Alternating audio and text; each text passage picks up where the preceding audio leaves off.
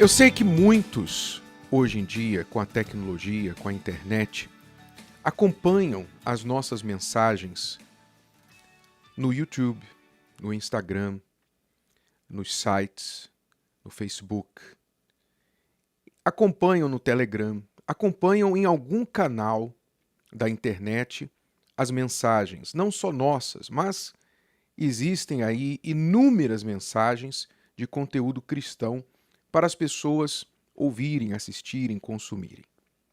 E isso é muito bom por um lado e péssimo por outro. Por que péssimo?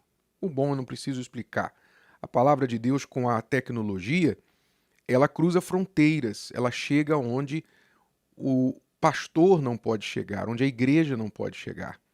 A palavra que nós falamos agora, através do rádio, está chegando dentro do presídio, dentro dos hospitais, dos leprosários, em lugares que a gente nem imagina há pessoas nos ouvindo agora. E isso é magnífico, isso é de Deus, porque Deus deu sabedoria ao homem para inventar, descobrir meios de comunicação para acelerar a divulgação da palavra, do evangelho.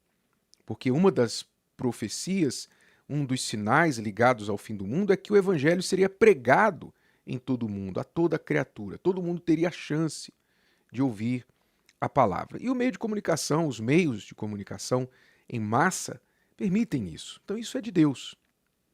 Só que, qual é o péssimo? Qual é o lado ruim disso? O lado ruim disso é que muitos cristãos se acomodam com o acesso a estas informações e abandonam a prática de ir à igreja.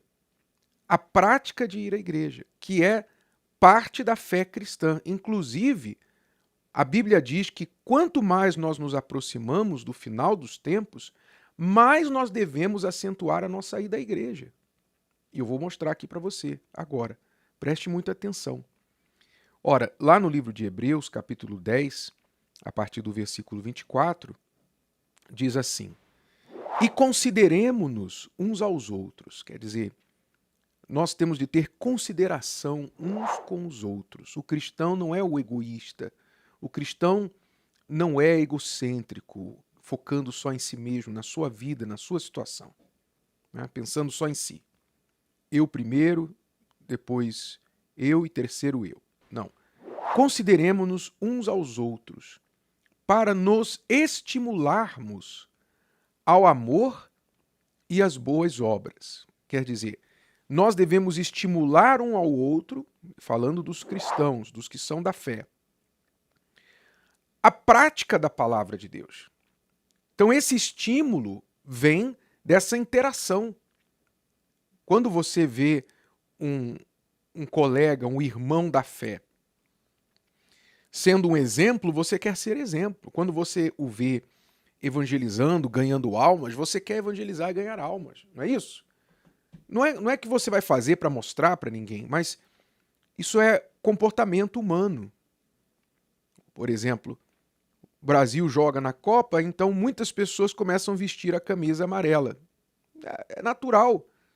Está lá o time representando o país, então as pessoas aqui torcendo vestem a camisa amarela, muitas delas, né? Quer dizer, isso é um trabalho de imitação. A pessoa quer torcer, ela vai lá. Por que ela não assiste o jogo em casa? Por exemplo, você que assiste o jogo do Brasil. Porque muitos querem chamar os amigos para assistir o jogo em casa. Mesmo que não vá ao estádio, porque tem gente que vai lá para a Copa. Onde for o time jogar, a pessoa vai lá acompanhar o time. Esse é o torcedor, é o fã verdadeiro, né? Considerado fã. Mas mesmo a pessoa que diz, não preciso ir no estádio, eu vejo na televisão, é melhor. Ela não quer assistir sozinha. Ela quer chamar os amigos. Por que ela quer chamar os amigos? Porque a presença dos amigos ali é diferente. Você curtir alguma coisa com outras pessoas tem um valor diferente. Vamos ser honestos. Qual é a graça de você gritar gol sozinho em casa? Qual é a graça? Você pode até gritar, mas qual é a graça? Não tem graça. A televisão não está te ouvindo, os jogadores não estão te ouvindo, ninguém está te ouvindo. Você vai falar, no máximo que você vai falar dar um grito assim de reação, gol! Você não vai ficar gritando, pulando, sacudindo, sozinho você e o sofá, você e a televisão, você não vai fazer isso. Então por isso se chama amigos, se chama vizinho, se chama o parente, etc. Vamos lá ver o jogo. Outros vão pro bar, os bares faturam, não é? Nessa altura, fazem eventos, vem assistir o jogo aqui com a gente, aí fatura, aí vende bebida e tal. As pessoas vão lá, lotam os bares, as calçadas e tal, para assistir o jogo. Quer dizer, a interação com outras pessoas estimula. Essa interação estimula. As pessoas entendem isso sobre o futebol, as pessoas entendem isso sobre a faculdade, a escola. Hoje existe ensino à distância, mas mesmo ensino à distância, qualquer ensino à distância que valha alguma coisa, inclui pelo menos uma parte presencial. Você vai ter que ir presencial fazer uma prova, você vai ter que ir presencial fazer alguma coisa, algum experimento, algum teste, algum estudo, e você vai ter que fazer alguma coisa presencialmente, para você não ficar só na frente da tela do computador. E sem contar que há profissões que não existe ensino à distância.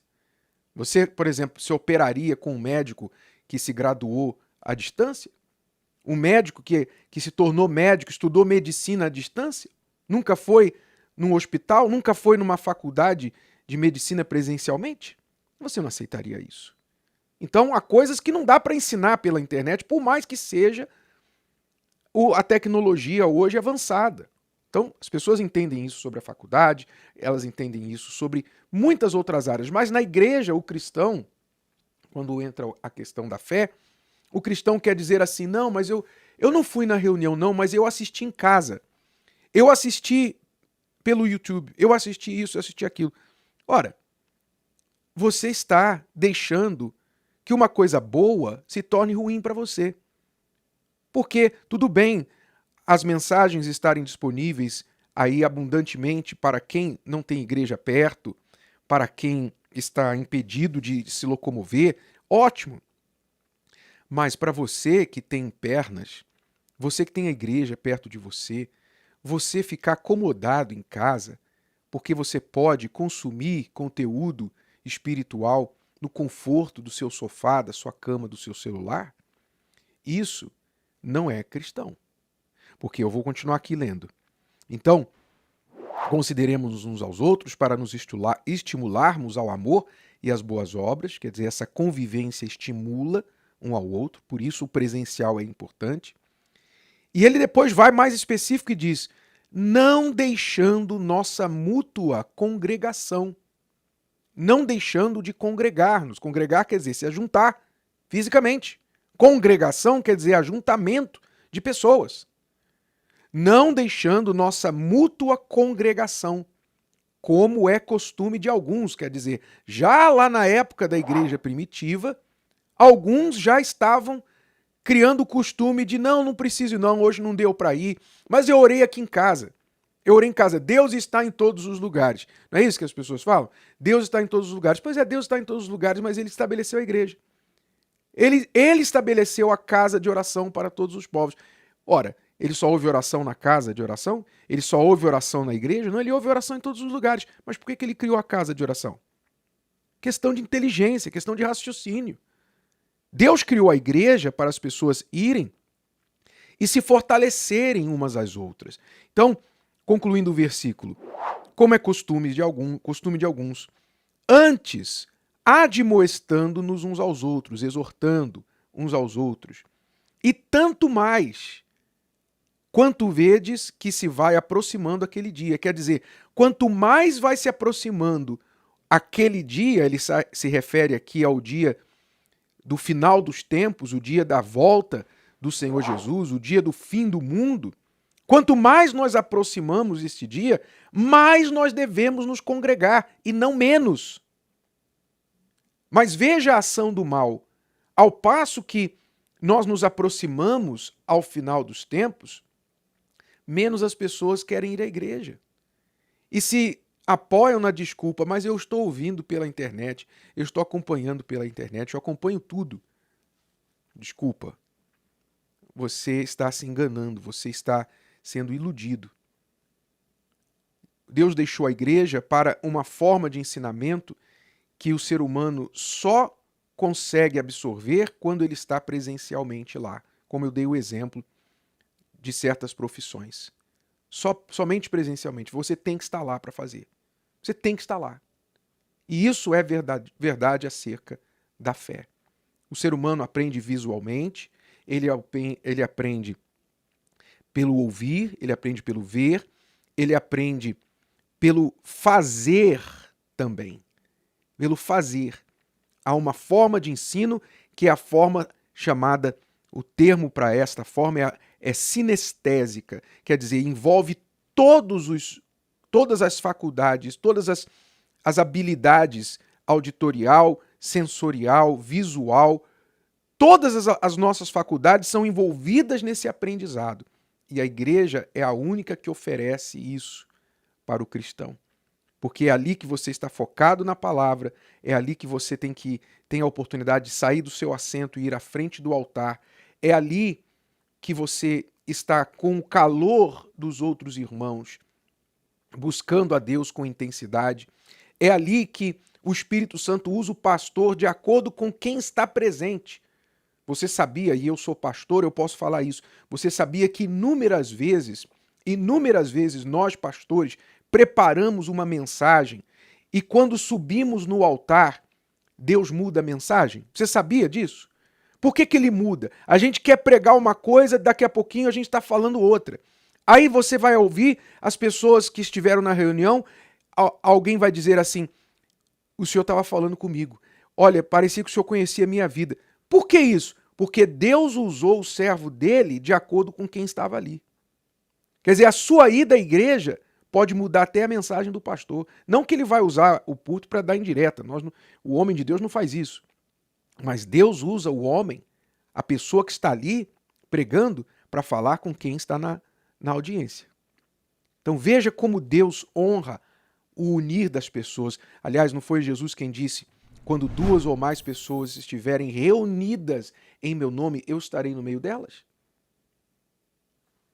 Mas ele não está em todos os lugares? Ele não está quando a pessoa está sozinha? Está, mas ele quis aqui honrar, reforçar, que ele vai honrar de uma forma especial as pessoas que se reúnem por causa dele.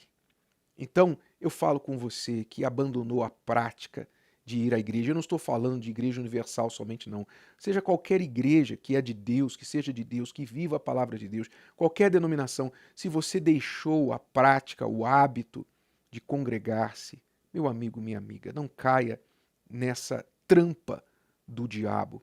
Não caia na conversa dos desigrejados que não vão à igreja e querem tirar outros que vão. Não caia nisso. Preze pela sua fé. E não se esqueça, quanto mais nós nos aproximamos daquele dia, mais nós devemos acentuar a nossa frequência à casa de Deus. Gostou?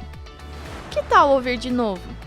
Ouça quantas vezes precisar até que este conteúdo faça parte de você. E não se esqueça de dar o seu like, comentar e compartilhar. Até a próxima!